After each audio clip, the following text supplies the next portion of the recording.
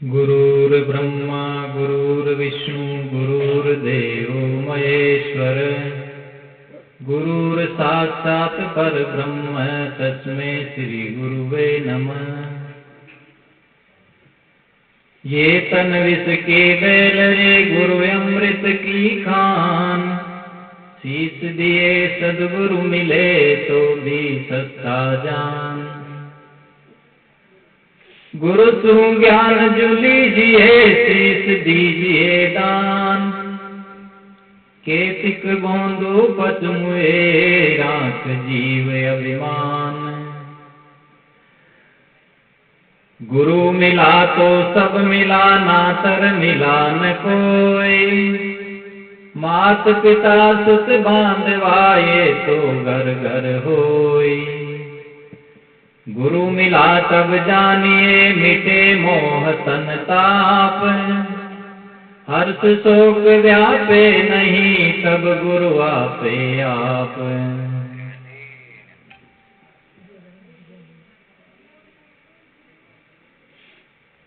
सदगुरु कबीर ने कहा, जो मानुष ग्रह धर्म युक्त राखे शील विचार, गुरमुख वाणी साधु संग मनवत सेवा सार।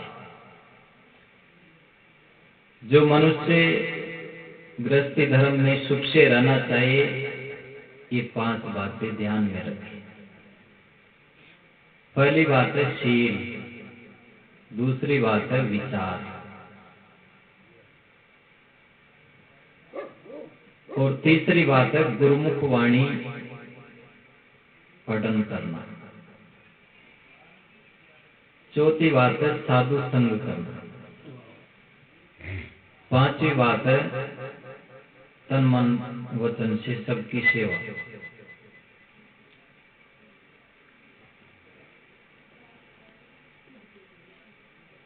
अभी हम भजन में सुन रहे थे भाई, गुरु से हमारे जीवन में धीरज शांति मिलेगी। जो जो भी इस बात को समझे वो राजा महाराजा भी गुरु की शरण में आए। भरतरी जी महाराज ने अपने गुरु गोरखनाथ जी से जाके कहा, भाई हे गुरुदेव, मैंने चांदियों की थालियों में भी 56 भोग ग्रहण करके देख लिया, सोने के रथों पर भी देश विदेश में घूम लिया, सुंदरी स्त्री रानियों से भी भोग कर लिया, मान सम्मान भी खूब छक्के पा लिया, लेकिन मन की तृप्ति नहीं हुई, मन को शांति नहीं मिली, मन की जलन नहीं मिली। अब एक आप ही का आसरा है गुरुदेव की आपके पास मुझे शांति मिले, इसी आशा से मैं आपके पास आया। गुरु गोरखनाथ जी ने कहा कि जो तुमने बताए ये सब बातें शांति के विपरीत है। भोग सम्मान धन राजपाट ये सब जीव को दुखी करते हैं। जीव को शांति मिलती है गुरु की शरण से, सत्संग से, साधना से, भजन से, भक्ति से। जो जो भी शांति में आए जीव, वो इसी रास्ते से आकर के शांति प्राप्त किए। तो जो गृहस्थ धर्म में रहकर भी शांति पाना चाहिए, उसके लिए सदगुरु कहते हैं कि वो शील का पालन करे। शील का मतलब है कि मेरे से किसी को दुख न हो, सुंदर स्वभाव बनाए। हम दुखी अभाव से नहीं, स्वभाव से हैं। अभाव का मतलब जीवन में कुछ कमियां होती है, हमारे पास कुछ चीज की कमी है, उससे दुखी नहीं है। हमारे स्वभाव में कुछ कमी है, समझ की कुछ कमी है, इसलिए दुखी है। न खाने में मजा न पीने में मजा, अगर स्वभाव ठीक है तो जीने में मजा है। स्वभाव ठीक कैसे बने? वो ज्ञान से। स्वभाव किससे होता? मन से। इसलिए संतों ने कहा, तन की शोभा नम्रता, धन की शोभा दान, शोभा मधुरता, मन की शोभा ज्ञान। ये शरीर शोभायमान देता नम्रता से। अकड़बाज आदमी वो कोई नहीं चुप न लगा, इले विनम्रता रहनी चाहिए जीवन में। जत्रो आदमी विनम्र रहो अत्रो ही खुद शांति पाओलो, दूसरा नु शांति दे। घर घर में कलह क्यों थे? अकड़बाजी सु अकड़बाजी झंडा खत्म हो जाओ थे, नरमाई आ जाओ थे, वो घर में, परिवार में, देश में, विदेश में सब जगह ही सुखी रहते। इले सदैव विनम्रता को व्यवहार करे। इसलिए कहा तन की शोभा नम्रता, धन की शोभा दान। धन की शोभा दान करने से। धन उत्पन्न करना तो बहुत जानते हैं, लेकिन उसका सदुपयोग करना लोग नहीं जानते। दान भोग नाश तीन गति होती है धन की। उत्तम गति दान है, मध्यम गति भोग है और अधम गति नाश है। इसलिए जो विचारवान होते हैं, समझदार होते हैं, वो धन का दान में सदुपयोग करते हैं। इसलिए संतों ने कहा ईमानी धंधा करो, पाप कपट कर दूर, 10वां हिस्सा दान कर, पैदा हो भरपूर। धंधा कैसे करना चाहिए? ईमानदारी से। बेईमानी बदमाशी करके दूसरे का हक छीनेंगे तो उससे शांति नहीं पाएंगे। उस धन से हमको भी शांति नहीं देगा और पीछे आने वाली पीढ़ी को भी वो बिगाड़ देगा। धन गलत तरीके से आए हुआ धन। आप भी देखते होंगे जो गलत तरीके से धन कमाए। मैं कई ऐसे लोगों को जानता हूं जो गलत तरीके से गरीबों को चूस करके ब्याज पर ब्याज लिए हैं। उनकी पीछे वाली पीढ़ियां शराबखोरी हो गई और दुर्दशा हो गई। इसलिए गलत तरीके से आया धन दुख देता है। सही तरीके से आए हुए को भी संत लोग कहते हैं कि उसको भी दान धर्म में लगाओ, तब सुख देगा, नहीं तो उस संग्रह को पाप कहा गया है। इसलिए सरकार का भी नियम है कि ज्यादा संग्रह वो नहीं करने देते इनकम टैक्स वाले, उस पर आयकर लगता। संत लोग पहले ही कहते हैं भाई दान धर्म में खर्च करो, जिससे अपना जीवन सुखमय होता, धन का सदुपयोग होता, धन की शुद्धि होती। और वचन की शोभा मधुरता। वचन शोभा देता मधुर बोलने से। प्रकृति ने हमारे जीव को देखो नरम दिया, तो इसको नरम ही बना के रखना चाहिए। साधु भया तो क्या भया, बोले नहीं विचार, हते पराये आत्मा, जीव बांध तलवार। जीव की तलवार नहीं रहनी चाहिए, इसको नरम ही बना के रखो। एक महात्मा जी थे, तो वो शरीर छोड़ रहे थे, तो उस समय उनके शिष्यों ने कहा कि गुरुदेव अंतिम में कुछ उपदेश दीजिए। तो अपना मुंह फाड़ लिए। तो वो समझे नहीं कि गुरुदेव हम समझे नहीं क्या बात। तो क्या मेरे मुंह में देख रहे हो? हाँ क्या देख रहे हैं। कि क्या इसमें का जीव है और क्या नहीं है? कि दांत नहीं है। तो दांत कहाँ गए? तो उखड़ गए। कि क्यों उखड़ गए? तो पता नहीं। तो उन्होंने कहा कि दांत कठोर थे, ये मेरे जन्म के बाद में आए थे, मृत्यु से पहले उखड़ गए। जीव जन्म के साथ ही आई थी और मृत्यु के साथ जा रही है। तो कठोरता मृत्यु है। कठोरता की ज्यादा उम्र नहीं होती है और नरमाई की लंबी जिंदगी होती है। इसलिए जीवन में नम्र रहना चाहिए, वाणी में मिठास होना चाहिए। कटुक वचन मत बोल रे, घट घट में वही साई वसत है। कटुक वचन मत बोल रे, घूंघट के पट खोल रे, तो को पेव मिलेंगे। सदगुरु कबीर ने कहा कि अविद्या का पर्दा हटाओ। भगवान कोई दूर नहीं है, हम अविद्यावश उसको दूर मान लेते हैं। मैं जानो हरि दूर बसे, हरि हृदय के माए, आडे टाटी कपट की ज्यासु दिखे नाई। हम मोह माया की, कपट की, छल कपट की टाटी लगा रखे हैं, इसलिए दिखाई नहीं देता। तो इसलिए जीवन में कपट छल छोड़ करके जीवन को सुंदर बनाना चाहिए। छल कपट से जीवन कंट का किरण हो जाता है, दुखी हो जाता है। छल कपट करने वाला खुद ही भयभीत होता है। निष्कपट होता है, सरल होता है, वो सुखी रहता है। इसलिए अपने जीवन को निष्कपट बनाना चाहिए। तो इसलिए कहा कि वचन की शोभा मधुरता, वचन की शोभा मीठी वाणी से। सदैव मीठा बोलो। आप मीठा बोलेंगे तो घर में कभी कलह नहीं होगा। घर में कलह का कारण ये होता है कि कटु बोलते हैं, अपशब्द बोलते हैं। वाणी के 3 दोष: गाली, निंदा, झूठ। आपके मुंह से गाली नहीं निकलनी चाहिए। किसी की निंदा मत करो। कुछ दोष आप में भी है, कुछ दूसरे में है। अपने दोष निकालो और दूसरे के दोष को सहन कर लो, उसको फैलाओ मत। दूसरों के दोषों को फैलाना नहीं चाहिए, उसको नम्रता से बताना चाहिए।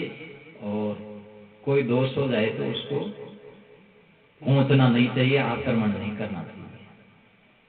किसी से गलती हो जाती है तो हम उस पर तुरंत चढ़ बैठते हैं, वही गलती हमारे से होती है, पर उसको हम इतना नहीं लेते हैं, दूसरे को ज्यादा लेते हैं। कहते हैं कि एक बार एक पिता और एक पुत्र बैठे हुए थे बाहर। घर में से अंदर आवाज आए बर्तन गिरने की। तो पिता कहता अपने पोते से कि बेटा देखो अंदर बर्तन की आवाज आ रही, किसने गिरा दिया? तो वो जो छोटा बच्चा था उसने कहा कि दादाजी मैं यहीं से बता सकता हूँ कौन गिराया। कैसे बताओगे? बताओ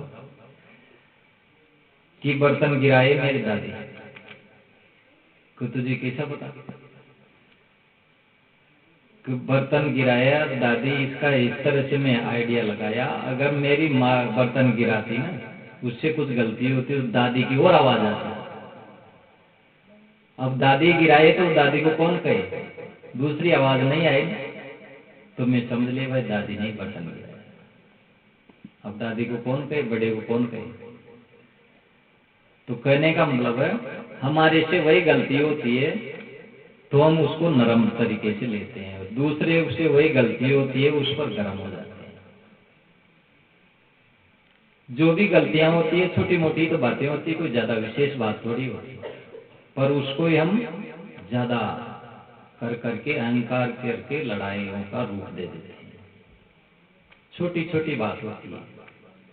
महाभारत युद्ध का कारण छोटी सी बात ही तो थी, कोई ज्यादा बात थोड़ी।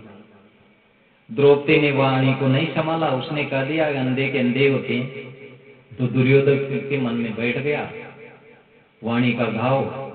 फिर उसने उसके लिए युद्ध किया। तो इसलिए वाणी को संभाल के बोलना चाहिए। प्राणी तो जिव्या डेवा छिन छिन बोल कुबोल, मन के गाले भरमत फिरे काले देत हिंदो। आदमी जीभ से डिगता है। ये जीभ छोटी सी चीज है, बहुत हल्की है, लेकिन इसको संभालना बड़ों बड़ों के बस की नहीं है। बोलना तो 2-5 साल में सीख जाता है मनुष्य, तुतला तुतला के, लेकिन क्या बोलना चाहिए, कब बोलना चाहिए, कितना बोलना चाहिए, ये बड़ों बड़ों को नहीं आता। अगर इसको बोलना सीख जाए तो उसका जीवन संभल जाता है, वो जीवन जीना सीख जाता है। अब इसको नहीं बोलना जानते इसलिए उसको जीवन जीना नहीं आता। तो इसलिए सदगुरु ने कहा, बोलो मतलब भाई ढोलक वाले, जिंदगी जीना सभी क्या जानते हैं, लोग तो धन की प्रमुखता मानते हैं। क्या कोई सम्मान धन परिवार पाकर हो सका है, जिंदगी में शांति सागर। शांति का पथ चाह को नित छोड़ना है, बाहरी गुड़ दौड़ से मन मोड़ना है। बातें सबकी समझ में आ भी जाती, पर विषयों की आदतें उनको नचाती। भक्ति से हो ज्ञान उससे ध्यान होता, ध्यान से ही त्याग सब भव रोग खोता। त्याग से ही शांति सबको मिल सकेगी, शांति से ही जिंदगी ये खिल सकेगी। जिंदगी जीना सभी क्या जानते हैं, लोग तो धन की प्रमुखता मानते हैं। जिंदगी को सब जीना नहीं जानते हैं, केवल यूं ही रात खाली करते हैं लोग। जीना जानना का मतलब है कि दुखी होना बंद हो जाए जीवन में। अब मनुष्य हो के दुखी रहता है तो क्या पशु हो के सुखी होगा? मनुष्य से उत्तम जीवन किसी का नहीं है। फिर भी अगर दुखी रहता है तो फिर इसमें नासमझी है। हमारा जीवन होता अनगढ़ पत्थर की तरह होता है। जब ये किसी गुरु की शरण में जाता तो गुरु इसको गढ़ देते हैं। कैसे? जैसे एक मूर्तिकार मूर्ति को गढ़ता है, अनगढ़ पत्थर होता है वही, लेकिन उसको किसी मूर्तिकार के हाथ में दे देते तो गढ़ करके मंदिर में दर्शनीय हो जाता है। इसी तरह से हमारा जीवन भी किसी सदगुरु की शरण में गढ़ा जाए तो वो फिर दर्शनीय हो जाता है, उसकी कीमत हो जाती है। कहते हैं हीरा जब खान में रहता तो उसका मूल्य बहुत कम रहता है, लेकिन जब उसको जोरी अच्छी तरह से तराश देता तो फिर उसका 10 गुना मूल्य बढ़ जाता है। इसी तरह से मनुष्य का मूल्य भी सदगुरु की शरण में महान हो जाता है। आप देख लीजिए, जो भी सदगुरु की शरण में गए उनका जीवन सुधार की तरफ गया। वो चाहे राम हो चाहे कृष्ण हो, जिनको भगवान कहते हैं, वो भी सदगुरु की शरण में जाकर ही अपने जीवन को सजाए हैं, संवारे हैं। तो बिना गुरु की शरण के तो भगवान का भी कल्याण नहीं हुआ। इसलिए सबको सदगुरु की शरण की जरूरत होती है। तो इसलिए कहा कि जिंदगी जीना सभी क्या जानते हैं, लोग तो धन की प्रमुखता मानते हैं। धन कोई बड़ा मान ली, लेकिन धन बड़ा नहीं है। धन से कोई बड़ा थोड़ा ही हो जाता है। धन वाले तो अशांत रहते हैं, उनको नींद नहीं आती तो वो पीने की आदत लगा लेते, पी के सोते। और एक साधारण मजदूर होता, खूब काम करता, उसको यूं नींद आती, उसको नींद की गोली की जरूरत नहीं पड़ती। चिंताओं और टेंशनों का घर हो जाता प्राणी पदार्थों का जखीरा। एक चीज होती है जरूरत और एक चीज होती है इच्छा। इच्छा का कोई पार नहीं है, जरूरतों की सीमा होती है। हम कितना खा सकते हैं और कितना खाना चाहिए, इसमें अंतर करना चाहिए। हम कितना कर सकते हैं या कितना करना चाहिए, हम कितना बोल सकते हैं या कितना बोलना चाहिए, इसमें अंतर करना चाहिए। मतलब हम खाने को तो बहुत खा सकते हैं, लेकिन कितना खाना चाहिए ये ध्यान रखना। कितनी की जरूरत है बस उतना ही खाना। खाने को तो बहुत खा सकते हैं हम। पहले लोग पीते थे ना, घी पीते थे, तो घी पीने की जरूरत थोड़ी है, इतने घी खाने की जरूरत थोड़ी है। तो इसी तरह कई चीजें खा जाए, अड़गस पड़गस खुद भी खा सकते हैं, लेकिन कितना खाना चाहिए, कैसी चीज खाना चाहिए जो स्वास्थ्यप्रद हो, वो लाभकारी है हमारे जीवन में। कभी तो सब कुछ खा जाता हूं की बात नहीं, कैसी चीज खाना चाहिए, कितना खाना चाहिए। इसी तरह से कितना बोलना चाहिए, बोलने को तो बहुत बोल सकते हैं, लेकिन कितना बोलना चाहिए, उसमें लिमिट होना चाहिए हमारे जीवन। अब उसमें लिमिट हो जाएगी तो फिर हमारा जीवन सुधर जाएगा। फिर व्यर्थ नहीं बोलेंगे, व्यर्थ नहीं खाएंगे, व्यर्थ नहीं करेंगे। हमको 10 रोटी की जरूरत है और हम 100 रोटी बना के रख ले तो क्या मतलब होगा। इसी तरह से हमारे जीवन में जो जीवन धारण उपयोगी चीजें हैं उन पर ध्यान देना चाहिए। जीवन का स्टैंडर्ड पर ध्यान देते हैं लोग, इस तरह का स्टैंडर्ड होना चाहिए। Standard of life, standard of living, दो चीजें होती है। एक तो जीवन जीने की शैली और एक जीवन जीने की चीजें। जीवन जीने का तरीका और जीवन जीने की चीजें। चीजें तो बहुत लोगों के पास मिल जाएंगी, अच्छा मकान, और मकान में भी टीवी सेट, कूलर, पंखे, फर्नीचर खूब मिलेंगे, लेकिन वो जीवन जीना नहीं जानते हैं तो उनका जीवन दुखमय रहता है। दुखमय क्यों रहता है? कि वो समझ नहीं है। अब चीजें तो खूब है, धन खूब है, लेकिन समझ नहीं है। बोलने का तरीका ऐसे नहीं, बड़ों से कैसा बोलना चाहिए, छोटों से कैसे बोलना चाहिए, ये उनके जीवन में नहीं है, इसलिए वो दुखी रहते हैं। बड़े बूढ़ों को गाली देते रहते हैं, क्योंकि बड़े बूढ़े ही गाली दिए हैं उनको। बच्चों को गाली देते हैं तो वही गाली बच्चे सीखते हैं, फिर वही गाली वापस बच्चों बड़े बूढ़ों को परोस देते हैं वापस। तो जो देते हैं वही मिलता है हमको वापस। इसलिए शुभ देना चाहिए, दूसरों को देंगे ना वैसा ही वापस मिलेगा। ये संसार लेन देन की एक सीमित है, जैसा देंगे ना वैसा ही वापस मिलता है लौट करके। क्रिया की प्रतिक्रिया होती है, हर चीज हमारी देवी मिलती है, जो देंगे वही हमको वापस मिलेगा। माता सीता ने इच्छा की थी सोने के मृग में, तो उसको सोने की लंका में पहुंचा दिया। अब वहां जाकर रोने लग गई। अब रोती क्यों? वो इच्छा तो की थी ना वहां जाने की, लेकिन इच्छा में तो पड़ जाता आदमी। महाभारत ने कहा है कि असंभवे हेममय जंतोस्तुतग लुलुभ्यो मृगाय राम। असंभव हिरण का मृग नहीं होता, सोने का मृग नहीं होता, सोने का जंतु नहीं होता कभी भी, लेकिन राम जैसे समझदार लोग भी उसमें लुभा गए। सीता तो लुभाए जो लुभाए, राम भी उसमें लुभा गए। लक्ष्मण जी ने समझाया था कि भैया राम, ये सोने का कोई मृग नहीं होता, दिन तक नहीं देखा गया, इसमें हो सकता छल कपट हो। नहीं नहीं, सीता का बहुत मन है, इसलिए इसको लाना जिंदा या मुर्दा। तो उसके पीछे भटके, तो फिर अंत में माता सीता हरी गई। तो देखो, प्रकृति से हम संसार में जैसी चीज चाहते हैं धीरे धीरे वो मिल जाती है, आज नहीं तो कल, लेकिन उसमें शांति नहीं मिल पाती। वहां जाकर अशोक वाटिका में दुखी रही, राम को याद करती रही। राम के पास थी तब तो सोने को याद की, अब सोने के पास चले गए तो राम को याद कर रही है। हम सबकी दशा भी यही है। हम गांव में होते हैं तो शहर को याद करते हैं, शहर में होते हैं तो गांव को याद करते हैं। अशांत रहते हैं, अतृप्त रहते हैं। हमारी हर स्थिति हमारे को अतृप्त बनाती है।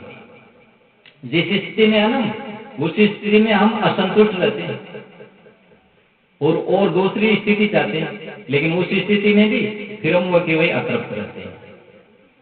इसलिए तृप्ति के लिए ज्ञान के अलावा कोई संसार की चीज नहीं है जो तृप्त कर दे। जितने भी तृप्त हुए हैं, संतोषी हुए हैं, वो ज्ञान से हुए हैं। इसलिए कहा मन की शोभा ज्ञान। सदगुरु की, संतों की शरण में ज्ञानी मिलता है, सत्संग में ज्ञानी मिलता है। इसलिए कहा सत्संग कारण मोक्ष का कुसंग बंधन जान, राम चरण इनसे परे अखे ब्रह्म पहचान। सत्संगी मोक्ष का कारण है। अगर कोई मुक्ति चाहता, बंधनों से, दुख से छूटना चाहता, तो सत्संग करे। और कुसंग बंधन जान, कुसंग से बंधन होता है। तो इसलिए सदगुरु कहते हैं कि जो मनुष्य गृह धर्म, जो मनुष्य गृहस्थी धर्म में रहता है, राखे शील विचार, शील का पालन करे, किसी को दुख न दे, संयम से रहे, ब्रह्मचर्य का पालन करे, लंपटता छोड़े, अपने जीवन को भजन की तरफ लगाए और विचार पूर्वक जीवन जिए। बिना विचार के कुछ भी न खा पी ले, जो भी चीज खाए पिए उस पर विचार करें। बिना विचारे करेंगे तो कुछ भी खा जाएंगे।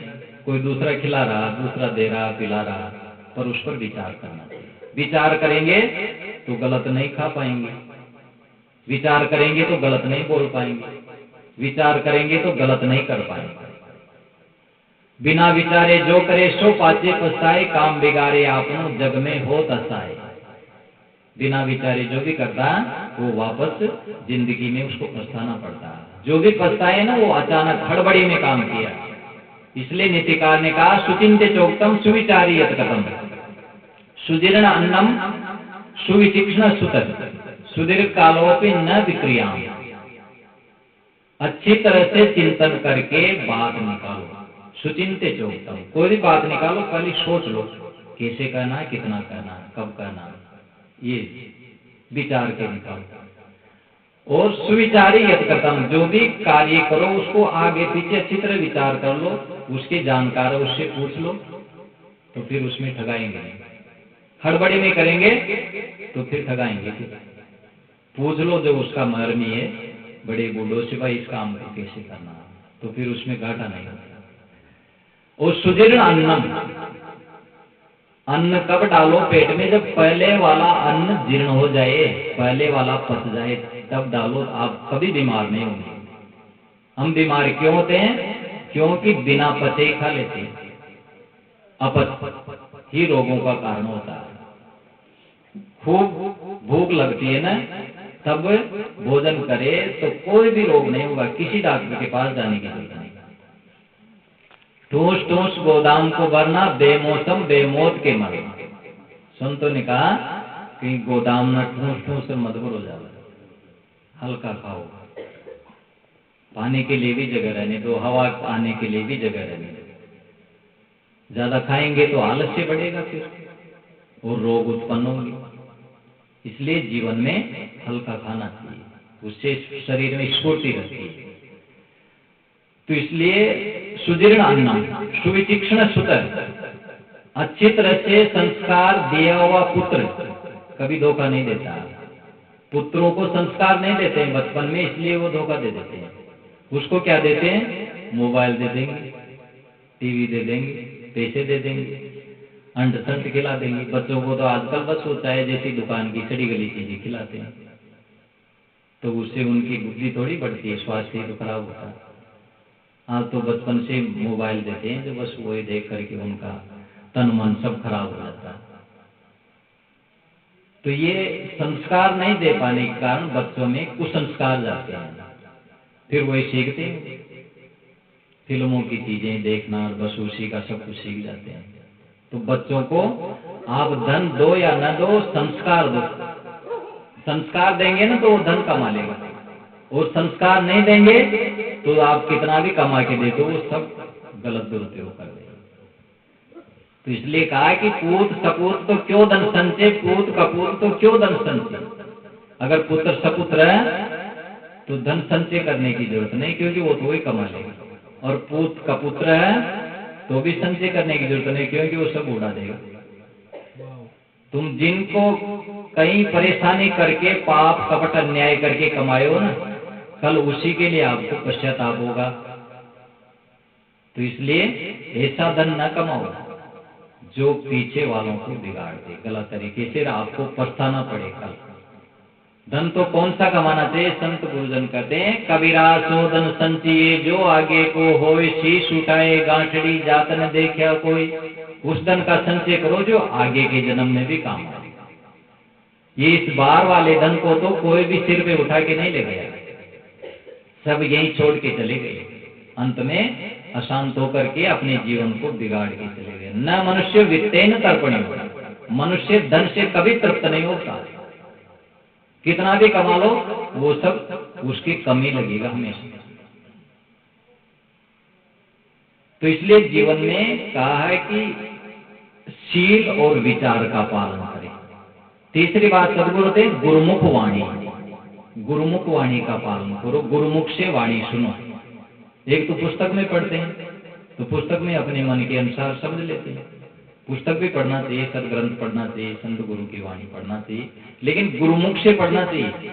संत गुरु से उसका अर्थ समझना चाहिए। उनके मुख से अगर हम समझते हैं तो एक कुछ अलग ही आनंद होता है और उसका भाव एक अलग होता है, क्योंकि वो अनुभव से बात बताते हैं। संत गुरु की जो वाणी होती है वो अनुभव की वाणी होती है। तो इसलिए गुरुमुख वाणी का पालन करना चाहिए, उनका अध्ययन करना चाहिए। जो गुरुमुख वाणी का अध्ययन करेगा वो अंधविश्वास में नहीं भटकेगा, वो भूत प्रेत देवी देवता में नहीं उलझेगा। भूत प्रेत नाम की कोई चीज नहीं होती, इसलिए वो जो गुरुमुखी होता है भूत प्रेत में नहीं भटकता, वो तो गुरु को ही देव मानता है। हमारे उपनिषद के ऋषियों ने 4 देव बताए, मातृ देवो भव, पितृ देवो भव, आचार्य देवो भव, अतिथि देवो भव। माता देवता है, पिता देवता है, अतिथि देवता है और गुरु देवता है। तो घर में माता पिता है वो देव स्वरूप है, उनके प्रणाम करो रोज उठ के।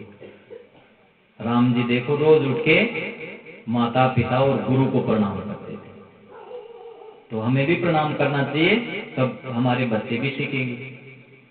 हम अपने माता पिता से गलत शब्दों में बात करते हैं तो फिर बच्चे भी वैसा ही सीखेंगे। तो इसलिए कभी बड़े बूढ़ों का निरादर नहीं करना चाहिए। वो कुछ हल्की बात भी कर दें तो उनका सम्मान सहित आदर करना चाहिए और उनको समझाना चाहिए प्रेम से। अपमान नहीं करना चाहिए, डांटना फटकारना नहीं चाहिए बड़े बूढ़ों को, उससे वो अपमान महसूस करते हैं। तो इसलिए कभी किसी का अपमान न करो, किसी की गलत बात को भी अस्वीकार करना है तो प्रेम से करो। अहंकार से, क्रोध से, कटु वचन बोल करके, गुर्रा करके बात नहीं करो। गुर्राना तो कुत्तेपन का लक्षण होता है। कुत्ता मिलता तो गुर्राता, तो ऐसे नहीं है। लोग घरों में इसी तरह रहते हैं, कुत्ते बिल्ली की तरह लड़ते झगड़ते हैं। सास बहू आपस में लड़ती है, पिता पुत्र लड़ते झगड़ते हैं, पत्नी पति में लड़ाई है, कलह है, तनाव है। तो उस घर में कैसे स्वर्ग रहेगा? वहां तो नरक रहेगा। बच्चों को कैसे संस्कार मिलेंगे? इसलिए घर में शांति का माहौल हो, भक्ति का माहौल होना चाहिए। एक घर में तो मैंने देखा रोज वो 5 भजन बोल करके ही भोजन करते थे। और एक में सबसे पहले उनकी बुढ़िया माता को भोजन डालते थे, उसी में छोटी बच्चियां भोजन करती थी, उसी में उनकी सास बहुएं सब एक ही थाली में वो खा के उड़ जाए उसी में। उधर बूढ़े पिताजी भोजन करते थे, उसके छोटे बच्चे सब उसी में एक थाली में भोजन करते थे। ऐसा प्रेम था उनमें। और वो 5 भजन करके रोज फिर वो भोजन करते। इसलिए तो तुलसीदास जी ने कहा कि राम भजन को आलसी, खाने में होशियार, तुलसी ऐसे नरन को बार बार धिक्कार। उनको धिक्कार है जो भोजन करने में तो होशियार है, भजन करने में आलस करता है। कोटि त्यक्त्वा हरि भजेत, शास्त्रों में कहा शतम विहाय स्नानम, सहस्त्रम विहाय दातव्यम। कोटि त्यक्त्वा हरि भजेत, 100 काम छोड़ करके स्नान करना चाहिए रोज। बिना स्नान करे न भोजन बनाना चाहिए न भोजन खाना चाहिए। 3 तरह का स्नान होता है, एक तो ब्रह्म स्नान, एक सूर्य स्नान, एक भूत स्नान। ब्रह्म स्नान होता है जो ब्रह्म मुहूर्त में करता है, सुबह जल्दी उठ के सूर्योदय से पहले अंधेरे में, वो ब्रह्म स्नान होता है। और सूर्योदय की बात करता है उसको सूर्य स्नान कहते हैं। और जो भोजन खाने के बाद में फिर स्नान करते हैं वो भूत स्नान। तो इसलिए भोजन नहीं बनाना चाहिए, बिना नहाए न खाना चाहिए, वो पाप का भागी होता है। वो भूत स्नान है और भूत का ही उसको जन्म होता है। वही भूत है, फिर और कोई भूत नहीं होता। कहते हैं भूत के मुंह में से धुआं निकलती, तो आप समझ लीजिए जी का मुंडा मुंह धुआं निकले, बीड़ी सिगरेट पिए वही भूत से मुझसे दूर रही। तो ऐसा और कोई लोकांतर में भूत प्रेत नहीं होता।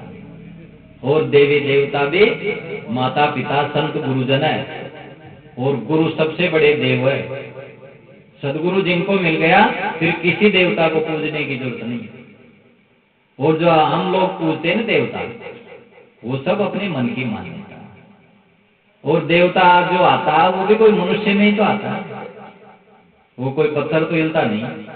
हम मानते हैं पत्थर, अगर पत्थर देवता तो वही हिलना चाहिए, वही बोलना चाहिए, कुछ नहीं कुछ बोलेगा तो मनुष्य ही बोलता, वही झाड़ा देता, वही आका लेता, वही अच्छा बुरा बताता, सब मनुष्य ही तो करता। अगर पत्थर हो तो देगा उसको वो बोलना चाहिए पत्थर, अगर उसको देवता मानते तब मानेगा ये पत्थर है देवता। तो ये मनुष्य ही देवता, शैतान और भगवान सब कुछ मनुष्य ही है। मनुष्य में भूत आता है, मनुष्य ही भूत उतारता है, मनुष्य ही झाड़ा देता है, मनुष्य ही आका लेता है, मनुष्य ही गलत करता है, मनुष्य ही सही करता है। मनुष्य के अलावा कहीं भी बता दो देगा भूत प्रेत है। तो ये मनुष्य ही बनाता है सब कुछ, मनुष्य ही मन में कल्पना कर लेता है, और यही सब कुछ अंधविश्वास करके ग्रह लगन मुहूर्त ये सब की कल्पना करता है। कई तरह के मूर्त निकलवाते हैं, जैसे मूर्त उनके लिए कहा भाई राम जी ने मूर्त निकलवा करके उनका काम किया था। सतानंद, वशिष्ठ और विश्वामित्र मुनि, ये 3 ब्राह्मण थे, इन्होंने शोध करके लगन निकाला था। लेकिन फिर भी वनवास हुआ ना माता सीता, उस मूर्ति से कूदने वाले। इसलिए कर्म गति तारी नहीं टरे, कर्मों का फल सबको भोगना पड़ेगा, कितना ही मूर्त निकलो। तो करना क्या? कर्म का सुधार करना। कर्म सुधार किससे होता है? कर्म करते हैं किससे करते हैं? सत्संग से। इसलिए कहा सत्संग के प्रताप से आए बला टल जाए, मस्तक पे सूली लगे कांटे पे टल जाए। सत्संग से हमारे मन के विकार नष्ट होते हैं और हमारा मन शुद्ध मार्ग में लगता है। कैसे करते हैं? जैसे चोरी करते हैं, तो सत्संग में जाने से चोरी की आदत खत्म हो गई, तो कर्म कट गया, न तो वो लगे रहता, आगे तक चलते रहते, कब तक। तो इसलिए सत्संग से ही सुधार हुआ जिनका भी हुआ। वाल्मीकि जी डाकू थे, लेकिन किससे सुधरे? वो सत्संग से ही सुधरे। अंगुलीमाल डाकू था, किससे सुधरा? महात्मा बुद्ध की शरण में जाने से सुधरे। तो जिनका भी सुधार हुआ आज या कल या आगे होगा, वो सत्संग से ही, संत गुरुजनों की शरण से ही होता है। इसलिए गुरुमुख वाणी का अध्ययन करना चाहिए, उनको पढ़ना चाहिए। केवल पशु बुद्धि है, केवल मूर्ति या पत्थर में ही देवता मानना, ये मैं नहीं कह रहा हूं। भागवत में श्री कृष्ण भगवान ने कहा, श्री कृष्ण भगवान ने कहा कि जो देवता मानता नहीं इस मूर्ति में, वो केवल गधा है मनुष्य के रूप में। इस बात को भागवत में पंडित जी नहीं बताएंगे, मैं बता रहा हूं। आप भागवत का पढ़ना, 10वें स्कंद में शायद है बात। उन्होंने कहा कि जो पशुओं, इसको मूर्ति कोई देवता मानता है, नदियों को तीर्थ मानता है, वो मनुष्य के रूप में गधा है। तो गधों किया जो वो पढ़ लीजिए भागवत न खोल नहीं कहा, पंडित जी का नाम पढ़ लीजिए, ले जा। हाँ, तो दोपहर को ही गधा था, दोपहर का ही गधा था, नकली गधा था। तो इसलिए जीवन में असली देवता है माता पिता। हाँ, घास नहीं खाता, ये पशु मांस खाता है, बड़ा खतरनाक गधा है। तो इसलिए जीवन में समझना चाहिए बात को, और विवेक विचार से करना चाहिए। जो परंपरा उसमें बहना नहीं चाहिए, परंपरा चाल रही है उसमें बहेंगे तो फिर वैसे ही वही गति होगी जो आज दिन तक होती आई है। आइंस्टीन ने कहा, आइंस्टीन एक बहुत बड़े वैज्ञानिक हुए हैं, उन्होंने कहा कि हम जो आज दिन तक करते आए, अगर वही करते रहेंगे तो हमको वही मिलेगा जो आज दिन तक मिलता है। अगर उसको बदलेंगे नहीं न चाल को, तो फिर हमको नया नहीं मिलेगा कुछ। महाराज ये मंदिर मस्जिद ही क्यों बनाया है? तो ये भटके हुए लोगों के लिए, जो भाई थोड़ा बहुत लाग जाए, भाई का डॉग बनते तो करे। परंतु जिनको गुरु मिल गए ना, फिर उधर भटकने की जरूरत नहीं। अपन यार चालू तो है। हाँ, तो वो बढ़िया सामान्य लोगों के लिए, लेकिन आगे बढ़ना चाहिए, आगे बढ़वाना पहली क्लास तो महाराज कह रहे थे, पहली क्लास तो विशेष के लिए तो कबाब मतलब वजन करवा के दूर बनवा के लिए, सामान्य के लिए ही वजन नहीं नहीं खड़े करे नहीं, विशेष के लिए खड़े, विशेष के लिए चाहिए, वो आगे बढ़ेगा जिस भगवान को नाम वजन का बात करेंगे नहीं, का बात नहीं कहाँ करवाई दूर करूँ तो चली करवाई कौन, क्यों काम का आदत सब बंद कर देनी चाहिए। अरे यार कर्म तो कर्म सबने मान मधुर वाणी भी कह रहे थे कर्म अच्छा करो। वो तो कर्म हाँ, तो कर्म तो करेगा ना शुद्ध। हाँ, शुद्ध करवा भी करे, अशुद्ध तोड़ाई करने लग जाएगा, वो शराब तोड़ाई पीने लग जाएगा, ज्ञानी हो गया भाई।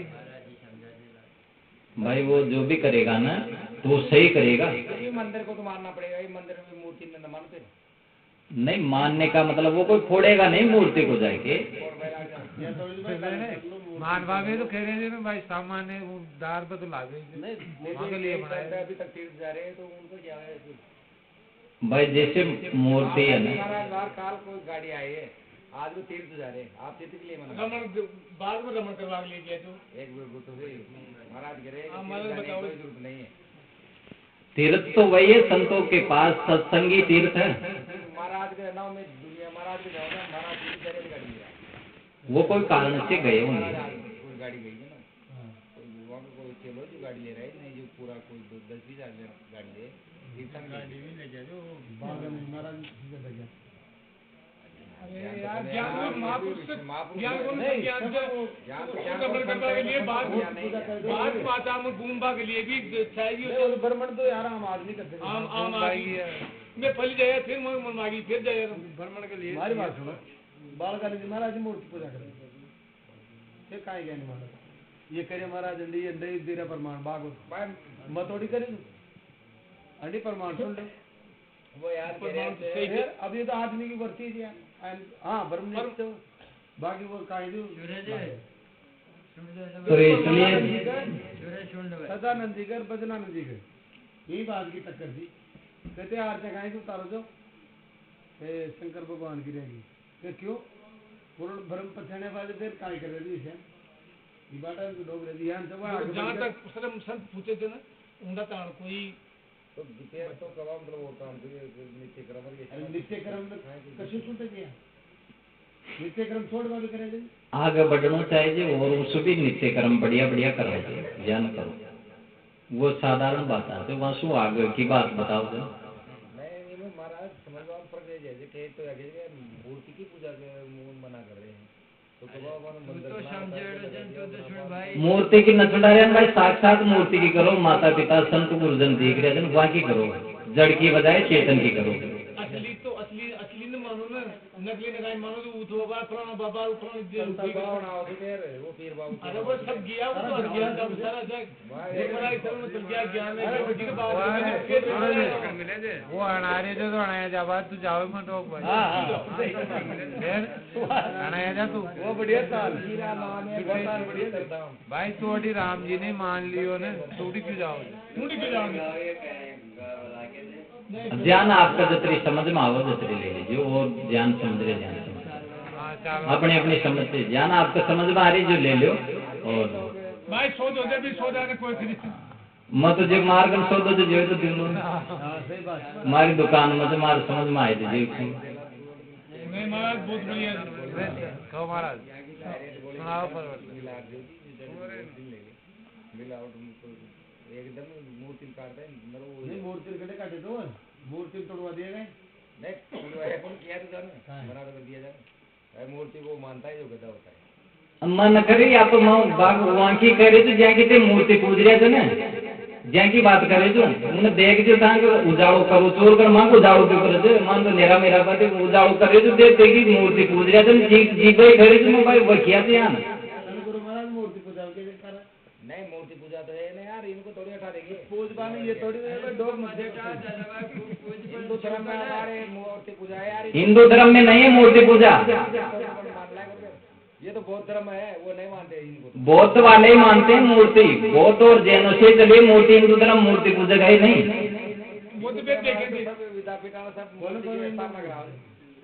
वो तो अब आप फिर समझ लीजिए फिर समझ लेना फिर कर लेना ये बात सत्संग बैठे सारी बात हो जाए फली कच्चा मंदिर से मंदिर बाप हो जाओ फिर शेषे के वो ये में बिया ये बाद में फिर वो फली कच्चा बैठ लो क्यों बाबा अरे तुम मार के निकल लीजिए बात अरे मैं कौन लगा रही हो मैं कोई अगरबत्ती खाए दे क्यों ना लगा ना कौन लगाऊं तुम घर चाल दी ना लगाओ मैं कह रहा गाय सप्लाई जाऊं तुम हमारे घर कौन कुछ हमारा बच्चे बच्चे ने मार दो और मैं देवता ध्यान ध्यान से तारा घर का मान लगा हमारे पास बच्चे बच्चे महाराज महाराज बहुत बढ़िया अच्छी बात है महाराज चालवाजी बताओ गलती हाँ सुनो सुनो महाराज तो इसलिए सदगुरु ने कहा कि जो मानुष ग्रह धर्म रांके शील विचार गुरुमुख वाणी साधु संग और जीवन में साधु संग करना चाहिए। साधु संग से क्या होता है हमारे जीवन में हमारा शुद्धिकरण होता है मन की शुद्धि गुरु के ज्ञान से होती है। जब लग सदगुरु ना मिले तब लग हृदय शुद्ध नहीं हो तब लग दुख छूटे नहीं कोटि करे जो कोई। अंत में श्री कृष्ण भगवान भी गौरांगीरस की शरण में गए थे। सारा महाभारत युद्ध कर करा के उनको शांति नहीं मिली और अंत में वो गुरु की शरण में जाकर वहां 12 वर्ष तक तप किए थे मौन रहे थे तब उनको जाके शांति मिली। तो गुरु की शरण बिना तो भगवान के बाप को भी शांति नहीं मिलेगी। तो सबको जाना ही पड़ेगा यही रास्ता दूसरा नान्य पंथा दूसरो रास्ता छे को न शांति को। जो भी किया थे वो सब ही गुरु शरण में ही जा और अपनो कल्याण करे। तो इसलिए साधु संग ही जीवन का असली उद्देश्य है। इसलिए कहा संतन के संग लागरे तेरी अच्छी बनेगी। अच्छी जिंदगी ने बनावो चाहे तो संतान की संग में ही बने चाहिए, वो तो बनी कौन कोई। उदाहरण बता देते कि अगर कोई की भी अच्छी जिंदगी बनी तो संतान की शरण का अलावा बनी। राजा महाराजा का भी वहां का ही नाम था जो संत शरण में गया और कल्याण करे, वहां का ही नाम तो। वो राजा तो मरा गया, वहां का नाम क्यों ना। धनी भी खूब गया, कोई धनिया को नाम कौन, लेकिन जो गुरु की शरण में गए ना उनका नाम अमर है। ये बहुत धनी थोड़े थे महापुरुष जो भी है, शंकराचार्य, कबीर, महावीर, बुद्ध, ये कोई धनवान थोड़े थे। ये ज्ञानवान थे, गुरु की शरण में गए थे और जगत को प्रकाश दिया था इन्होंने। इसलिए ये जीवन में सुख शांति पाए और दूसरों को भी शांति दी। इसलिए सदगुरु ने कहा कि साधु संग से ही जीवन अच्छा बनता है। साधु का मतलब होता है जिसका स्वभाव सुंदर हो।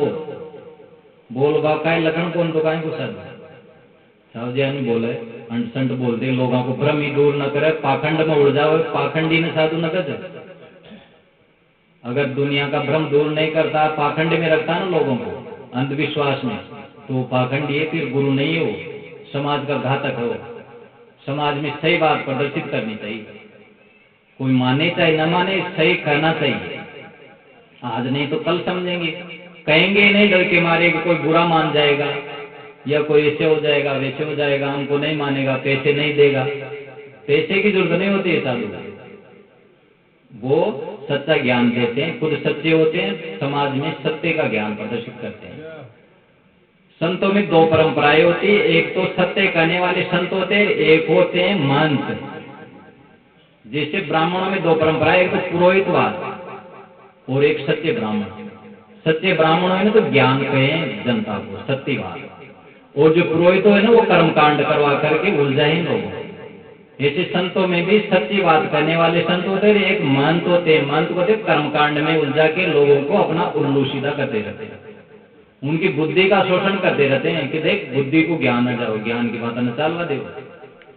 बस यहाँ की बुद्धि को शोषण करता रहा, यानी पागल बनाया रहा, और वो प्रकाशित नहीं करते ज्ञान। सच्चे संत होते हैं वो ज्ञान का प्रकाश करते हैं और लोगों में जागरूकता लाते हैं। यू ज्ञान से ना अंधेरा मन लगा दे, यू आगे बढ़ाओ। अब जी न धन चाहे जे, जन चाहे जे, पाखंड चाहे जे, तो वो फिर ज्ञान को प्रकाश न करेगा। इसलिए सत्य का प्रकाश ही सत्संग का काम है। इसलिए सत्संग में सत्य का प्रकाश होता है, सत्य चीज ही जीवन को आगे बढ़ाती है। इसलिए झूठ कभी नहीं बोलना चाहिए। सदगुरु कबीर ने साफ साफ बात कही है, झूठी बात कही नहीं। कोई माने या न माने वो सत्य बात कहे। वो अपने गुरु को भी सत्य बात कहे। वो उनके गुरु जी भी भगवान राम को पूजते थे। वो कह दिए भाई जा कबीरा वो पितरा ने वो चढ़ावला खीर, दूध ले रहा। तो कबीर जी गया बर्तन ले, और एक मरी गाय थी जिगन घास पटक दिया और उनके गौ माता दूध दे, गौ माता दूध दे, गौ माता दूध दे। अब वो गनाव दूध दे, अब ऊंडे बैठे हुए। तो वो किया रामानंद जी भाई जाओ कबीरा में भेजे तो कभी दूध ले ना अभी। तो ऊंड जार मरे कड़कड़ागन करे और गौ माता दूध दे, गौ माता दूध दे। तो वो गया और शिष्य लोग तो गुरु जी बुला रहे तो क्या दूध दे दिया हो ना, गुरु जी बुला रहे तो कहेंगे गुरु जी ने कह दीजिए भाई दूध नहीं गाय। तो जार कर दिया भाई, वो तो कबीर जी तो कभी कड़कड़ा कर उनकल पड़िया दूध मंगा रहे तो भाई दूध दे, दूध कनाम दे। तो कहते थे चालू गुरु जी गियार करिए दूध दे लोगे तो बावड़े हो गए क्योंकि दूध क्या न दिया तो दूध दे दी। क्यों तो वो मरेड़ा दूध खाओ लागे खीर पाता वो तो न खाओ तो फिर या भी नहीं दूध न दे सके तो फिर वो भी न खा सके। तो कहवा को मतलब से आप अंधविश्वास में भटकता रहता पतो ही को न देखा देखी सुना सुनी बात सुन लिया ना, जो यहाँ पर झंडा तक जो संसार जो आप दिक्कत है ना झंडा ताने को और आगे है। आप अपनी दृष्टि से झंडा तक ही दिक्कत है और भी आगे है। तो उन दृष्टि से देखना चाहिए विवेक की दृष्टि से सूक्ष्म दर्शी देखला ना तो फिर आप छोटा छोटा जीवाणु भी दिखे, या मोटी आंखें न दिखे। मोटी बुद्धि से सारो ज्ञान समझ में ना हो, सूक्ष्म बुद्धि से विवेक से सारी बात समझ में आती। अब वो सब विवेकी संत महापुरुषों का मिले। अब मोटी मोटी बातें सुन लिया पर केवल मंदिर मस्जिद की यो ही जीवन को नहीं। मंदिर मस्जिद तो आजकल बने थे, पहली चाहे कौन भारतीय परंपरा मूल में मंदिर मस्जिद छोए कौन। आज सु 2,000 वर्ष पहले कोई मूर्ति न मिली, मूर्ति पूज देते ना कोई हिंदू धर्म में तो उन्हें जाति सु बार कर देता। ये आपने ताजुब लागल बात, कोई भी हिंदू धर्म में मूर्ति पूजे तो ब्राह्मण तो उन्हें कहते देवलक। देवलक को मतलब जाति सु बार, उन्हें सच्चो ब्राह्मण न मानते। आज भी जो उच्च ब्राह्मण थे ना, ये मूर्ति पूज वाला ने नीचा ब्राह्मण मानते हो। शिवलिंग पर चढ़ेड़ा प्रसाद न खाओ, यम बहुत रहस्य से बात हम बना पाते चाल रही तो चाल गई, अंधविश्वास में भी चाल गई। मूल में मूर्ति पूजक को ने हिंदू धर्म में मूर्ति पूजा चाली थी, जैन और बौद्ध न ले। हिंदू धर्म में कोई मूर्ति पूजा को इले वेदा में मूर्ति पूजा थे को ना, वेदा में अवतारवाद को ना, कचे अवतार की बात को ना वेद में उपनिषद में ऊंडा आत्मज्ञान की बात को। ये तो बाद में पंडित पुराया ने ये कचरो बना दिया अपना दिमाग में, तो पशुवाया आपने फिटरी आप जो सुने जो फिटरी से बात और सुने को ना आपको बात। हाँ तो इसलिए जीवन में आपने विवेक करना चाहिए, दूर तक सोचना चाहिए, और जो अच्छी बात है सच्ची बात है उन धारण करना चाहिए। या मैं यहाँ पर केवल अंधविश्वास में भटक रह जाऊँ तो भूत बाबा के, प्रीत बाबा के, देव बाबा के, कल्याण धनी के, बस यहाँ कहीं जाता जाता जिंदगी खत्म है। जैसे शांति न मिला, असली रास्ते मिले को ना पा। आरी से पैदल यात्रा तो देव महाराज के चल गया, कल्याण धनी के चल गया, जोत माता के चल गया, बस इमें जिंदगी। जीवन में शांति मिला, सुख मिला, वह मिला सदगुरु की शरण में। सच्ची बात न समझा जीवन में दुख क्यों थे, दुख से जीवन में विकार जा अपना गंदगी से खोटा कर्म से वन सुधार। अब वो अच्छी जगह जावा तो जो और विकार सीख लिया तो वन पैदल यात्रा में जा और ओगण सीखा था कदम ले स्थान। सत्संग में जाओ तो उन्हें पुलिस लाते थे, मेला में जाओ तो पुलिस तैनात करनी पड़े थे सरकार ने बिचारे, क्यों जाओ ऐसे लोग क्यों, और भगवान रक्षा कर दे पुलिस की कड़े जरूरत है, क्यों जाओ ऐसे लोग जो उन्हें अचानक आए। अब संतान तो सीख ही अलग है, तो सत्संग में तो उन्हें पुलिस की जरूरत कराना पड़ेगी, व्यवस्था के लिए नहीं लगा दे कोई, और पुलिस की जरूरत उन्हें पड़े, क्योंकि उन्हें गुरु को ज्ञान ये आदमी ने संयमित कर दो, अपना आप ही कंट्रोल में कर दो गुरु को ज्ञान। तो गुरु का ज्ञान की जरूरत है, न कोई भगवान भवानी की। मंदिर मस्जिद में उड़ आप असली बात न भटक जाओ, मैं या न करी भाई मत जाओ मंदिर मस्जिद में जाओ जी की जो आस्था से, पर बात न समझना चाहिए, आगे बढ़ना चाहिए। संस्कार मिले तो सत्संग से, तो सत्संग में लाग संत गुरु की शरण में जाना चाहिए। और वहां में भी 100 बढ़ रहे एक संत गुरुजन भटका वाला संत लोग भी जन पीछा चाहिए बैठ चाहिए श्याम का भी, और जन पीछा बैठ देव चाहे मत देव, वहां को कोई मतलब सत्य बात बताओ, क्योंकि वो चाहो तो भाई कोई ना सत्य को ज्ञान आओ समझ में आओ और आगे विकास हो, तो वो भी आगे विकसित हो और आगे और न भी विकसित करो। तो इसलिए सत्य ज्ञान में बतावा को नाम ही सत्संग, सत्य को संग। सत्संग में सत्य और गलत को निर्णय।